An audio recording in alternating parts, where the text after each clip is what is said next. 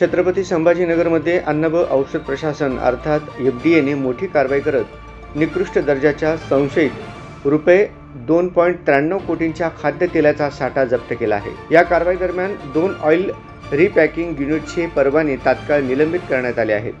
तपासणीवेळी पुनर्वापर केलेले तेलाचे टीन, अस्वच्छ वातावरण आणि अन्न सुरक्षा नियमांचे गंभीर उल्लंघन आढळून आले। FDA अधिकाऱ्यांनी संबंधित खाद्यतेलाचे नमुने तपासणीसाठी प्रयोगशाळेत पाठवले असून अहवालानंतर पुढील कायदेशीर कारवाई केली जाणार आहे। निकृष्ट दर्जाचे अन्नपदार्थ आणि खाद्यतेल विक्री करणाऱ्यांविरोधात अशाच प्रकारच्या कठोर कारवाया पुढेही सुरू राहतील असा इशारा FDA प्रशासनाने दिला आहे। अशाच महत्त्वाच्या आणि विश्वासार्ह बातम्यांसाठी आमच्या चॅनलला सबस्क्राईब करा, व्हिडिओला लाईक करा आणि शेअर करायला विसरू नका।